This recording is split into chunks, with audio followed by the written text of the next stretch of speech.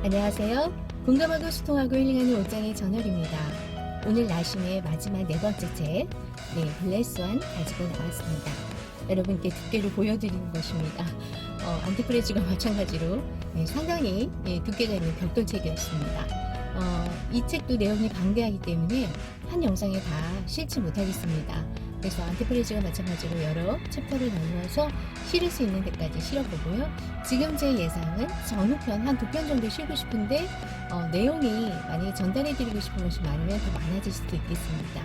오늘은 특별히 우리가 블랙스완에 눈이 멀게 된 인간의 기제, 그 원인 2가지 여러분과 함께 통찰해보고 사유해보는 시간 갖도록 하겠습니다.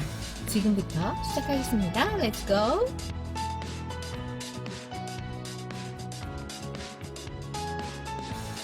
네, 여러분, 블랙스완 그 개념부터 제가 먼저 설명을 살짝 모르시는 분들을 위해서 해보면은요, 우리가 백조하면 대부분 흰색을 연상하지 않습니까? 그래서 사람은 백조는 흰색이야 라고 생각을 한다는 것이죠. 그러나 이건 실예인데 어느 지역에 우연히 조류학자가 갔는데 검은 백조를 본 것입니다. 그래서 백조에도 검은 백조가 있구나. 그래서 흰 백자잖아요. 그래서 블랙스완이라는 이름이 탄생하게 된 거죠. 이거를 우리 인생의 전반에 걸쳐서 블랙스완이라는 개념을 가져와서 이 세상에 그런 일은 일어나지 않아. 어떤 통계 과학으로 이렇게 통계에 평균치를 냈더니 이 일은 발생하지 않아. 우리가 기존에 알고 있던 과거의 지식과 경험들을 가지고 앞으로 미래를 예상하는 그런 블랙스완은 존재하지 않다고 우리가 쉽게 편향하게 된다는 것이죠. 그 무작위성, 그런 것에 대해서 이 책은 신랄하게, 통렬하게 아주 우리에게 좋은 지침들을 주고 있었습니다. 먼저 아까 제가 서두에서 말씀드린 대로 블랙스완, 검은 백조를 발견하지 못하게 하는 우리 인간의 기제 2가지 원인 결론부터 말씀드리겠습니다. 첫 번째는 인간의 확정 편향이고요. 두 번째는 이야깃거리 집기입니다. 인간은 먼저 확정 편향 먼저 이야기해 보도록 하겠습니다. 실험을 실제로 했는데요. 스타킹 12개를 가지고 여성들에게 무작위로 좋은 스타킹을 각자 취향에 맞게 고르라고 했습니다. 고른 다음에 인터뷰를 한 것이죠.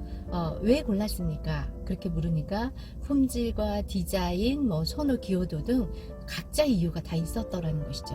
그러나 그 실험에서 증명해 주는 것은 그 스타킹은 다 동일했다는 것입니다.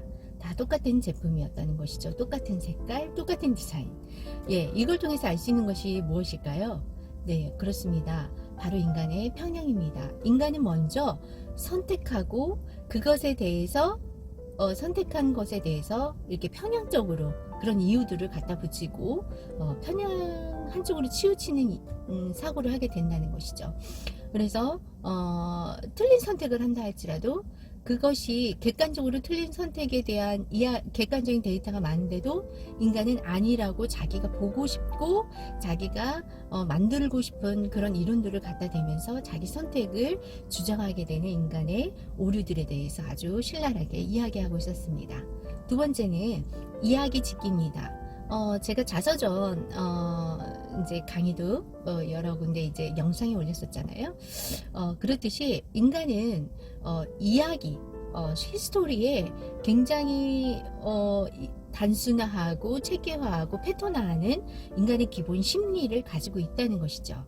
그래서 어떠한 사실들을 그 반대편 것들을 보지 못하고 이야기 안에 함몰되어서 오류가 발생할 수 있다는 것이죠.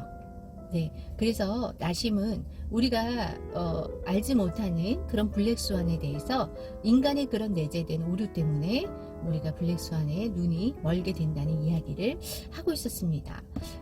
그리고 이 추상적인 통계 정보는 이야깃거리가 갖는 힘에 훨씬 미치지 못한다고 이야기하면서 아무리 능숙한 사람이라도 추상적인 정보로는 다른 사람을 움직일 수가 없습니다.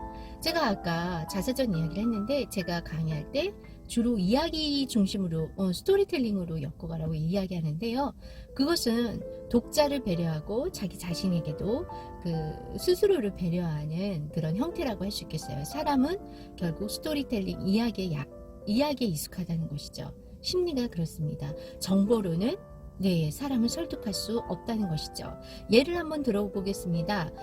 스탈린이 이야기했는데요. 뭐라고 했냐면요. 한 사람의 죽음은 비극이지만 100만 명의 죽음은 통계 숫자에 불과하다. 나심은 이 책에서 우물 아이 이야기를 해봅니다. 우물에 아이가 빠졌습니다. 사람들은 거기에 뉴스에 초점을 고정하고 어떻게 못 가면 어떻게나 마음을 졸여합니다.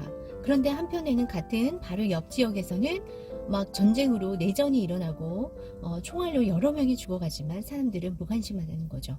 이 예를 들면서 인간의 심리가 이야깃거리에 굉장히 편안해하고 그쪽으로 편향이 되어 있다는 것이죠.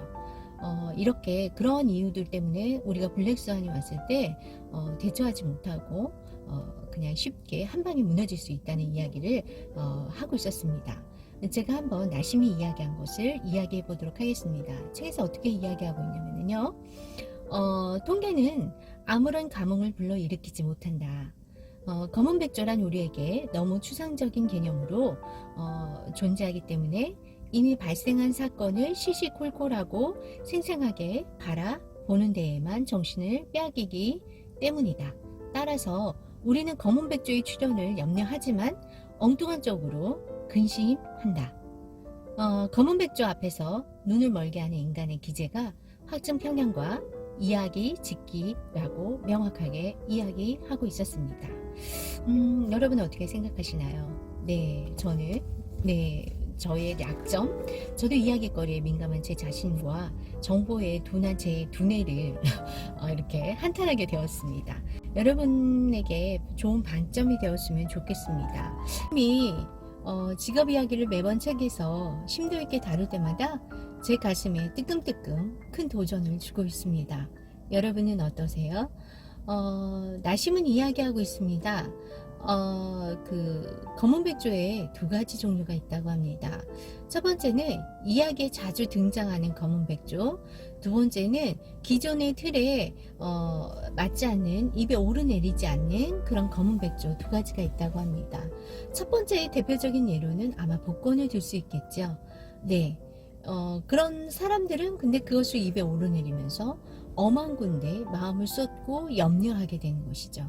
쓸데없는 블랙스완에 우리의 마음이 뺏겨 살진 않는지 그것을 제가 통찰하고 반성하게 되었습니다. 이런 블랙스완을 우리가 다 읽고 나면 우리가 엄한 블랙스완의 마음을 뺏기는 일은 없어야겠습니다. 그것을 제 자신에게도 기대해 보게 되면서 남은 파트도 더 궁금해지는데요. 여러분 함께 기대해 주시고요. 내일은 더 알찬 내용 가지고 여러분 찾아뵙도록 하겠습니다. 지금까지 오정의 전원 테라피였습니다.